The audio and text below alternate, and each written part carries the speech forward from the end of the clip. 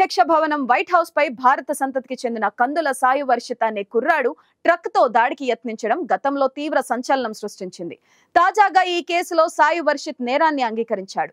అధ్యక్షుడు Joe Biden ను హత్య చేయాలనే ఉద్దేశంతోనే దాడికి పాల్పడినట్లు ఆ యువకుడు బయటపెట్టాడు. ప్రస్తుతం ఈ ఘటనపై తీవ్రంగా చర్చ జరుగుతుంది. ఇంతకీ అసలు ఎవరి సాయి వర్షిత్? 6 నెలల పాటు పక్కా స్కెచ్ వేసి మరి అమెరికా అధ్యక్షుడిని చంపాలని ఎందుకు నిర్ణయించుకున్నాడు? Let's watch the story.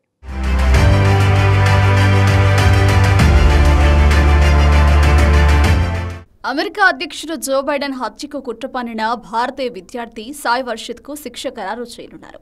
గతేడాది వైట్ హౌస్ దగ్గర ట్రక్కుతో హల్చల్ చేసిన కందుల సాయి వర్షిత్ ను పోలీసులు అరెస్టు చేశారు. 2023 మే 22న ఓ ట్రక్ ను తీసుకుని అమెరికా అధ్యక్ష భవనం దగ్గర ట్రక్తో దాడి చేసిన ఘటన అప్పట్లో కలకలం రేపింది. అయితే ఇది ప్రమాదవశాత్తు జరిగి ఉండొచ్చని భావించారు. అయితే తాజాగా సాయి వర్షిత్ కోర్టులో తాను చేసిన నేరాన్ని అంగీకరించాడు. బైడెన్ ప్రభుత్వాన్ని దించి నాజీ సర్కార్ను తీసుకొచ్చేందుకు తాను దాడి చేసినట్టు అంగీకరించాడు. దీంతో ఈ కేసులో వాదనలు పూర్తవడంతో ఈ ఏడాది ఆగస్టు 23న శిక్షను ఖరారు చేయనున్నట్టు కోర్టు తెలిపింది. వైట్ హౌస్లోకి వెళ్లి అధికారాన్ని స్వాధీనం చేసుకోవడమే లక్ష్యంగా తాను దాడికి పాల్పడినట్టు సాయి వర్షిత్ విచారణలో అంగీకరించాడు. అందుకోసం బైడెన్ సహా పలువురిని హత్య చేసేందుకు ముందుగానే ప్లాన్ సిద్ధం చేసుకున్నట్టు తెలిపాడు. ఉద్దేశపూర్వకంగానే తాను ఈ దాడికి పాల్పడినట్టు నేరాన్ని అంగీకరించాడు. గతేడాది మే 22న మిజోరీలోని సెయింట్ లూయిస్ నుంచి వాషింగ్టన్ డీసీకి చేరుకున్న సాయి వర్షిత్ ఓ ట్రక్కును అద్దెకు తీసుకున్నాడు. వైట్ హౌస్ దగ్గర వాకింగ్ ట్రాక్పై వాహనాన్ని నడిపి పాదాచారులను భయాందోళనకు గురిచేశాడు. ఆ తర్వాత వైట్ హౌస్ నార్త్ సైడ్ ఏర్పాటు చేసిన ట్రాఫిక్ బ్యారియర్స్ను ఢీకొట్టి ఆ తర్వాత ట్రక్కును వెనక్కి నడిపి మళ్లీ రెండోసారి ఢీకొట్టాడు. వాహనం కిందకి దిగి నాజీ జెండా పట్టుకుని నినాదాలు చేశాడు. దీంతో వెంటనే అప్రమత్తమైన భద్రతా సిబ్బంది సాయి వర్షిత్ను అదుపులోకి తీసుకుని కోర్టులో హాజరుపరిచారు.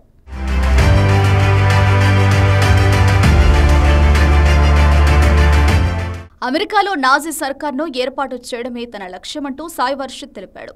వైట్ హౌస్పై దాడి కోసం తాను ఎప్పటినుంచో ప్రయత్నిస్తున్నట్టు కోర్టులో నేరాన్ని అంగీకరించాడు. గతేడాది ఏప్రిల్లో వర్జీనియాలోని ఓ ప్రైవేటు సెక్యూరిటీ సంస్థను సంప్రదించానని, 25 మంది సాయుధ సిబ్బంది సాయుధ కాన్వాయ్ కావాలని కోరానని, కానీ అది సాధ్యం కాలేదని తెలిపాడు. ఓ పెద్ద కమర్షియల్ ట్రక్ను అద్దెకు తీసుకుందామని ప్రయత్నించానని, అది కూడా కుదరకపోవడంతో చివరకు యూ హౌల్ సంస్థ నుంచి చిన్న ట్రక్ను అద్దెకు తీసుకున్నానన్నాడు. నాజీలు అంటే తనకిష్టమని, వాళ్ల చరిత్ర గొప్పదని సాయి వర్షిత్ తెలిపాడు. నాజీల నియంతృత్వ ధోరణికి ఆకర్షితుడయ్యానని, ప్రపంచమంతా ఒక ఆర్డర్లోకి రావాలంటే అదే కరెక్ట్ అని తాను హిట్లర్ను ఫాలో అవుతున్నట్లు సాయి వర్షిత్ విచారణలో వెల్లడించాడు. ఇక సాయి వర్షిత్పై పోలీసులు దాఖలు చేసిన అఫిడవిట్లో పలు కీలక విషయాలు వెల్లడించారు. సాయి వర్షిత్ ఏకంగా వైట్ హౌస్ను స్వాధీనం చేసుకుని ఆ తర్వాత అధ్యక్షుడు బైడెన్ను చంపేసి దేశాన్ని ఏలాలనుకున్నాడని పోలీసులు అభియోగాలు మోపారు. వైట్ హౌస్పై దాడి చేసిన అనంతరం స్మోక్ రాగానే ట్రక్ వెనక్కి వెళ్లి నాజీ జెండాతో నినాదాలు చేశాడు. ఈ జెండాను కూడా సాయి వర్షిత్ ఆన్లైన్లో కొనుగోలు చేసినట్టు పోలీసులు తెలిపారు.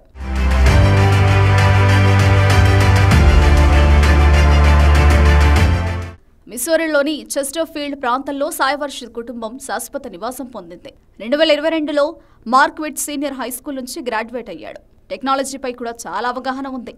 ప్రోగ్రామింగ్, కోడింగ్ లాంగ్వేజ్పై మంచి పట్టుండడంతో డేటా అనలిస్ట్గా స్థిరపడాలని నిర్ణయించుకున్నాడు.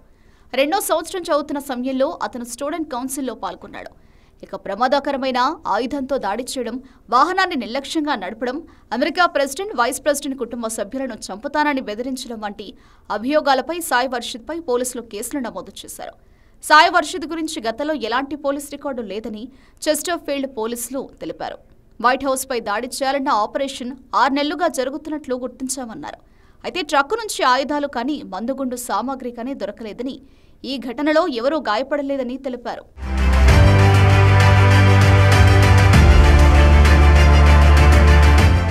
చైనా తీరుపై అమెరికా మాజీ అధ్యక్షుడు డొనాల్డ్ ట్రంప్ మరోసారి విమర్శలు గుప్పించారు. చైనా నుంచి అమెరికా వస్తున్న వలసదారులు ఇక్కడ ప్రైవేట్ సైన్యంగా మారి దాడి చేస్తారని తనకు అనుమానంగా ఉందంటూ ఎన్నికల ప్రచారంలో సంచలన వ్యాఖ్యలు చేశారు.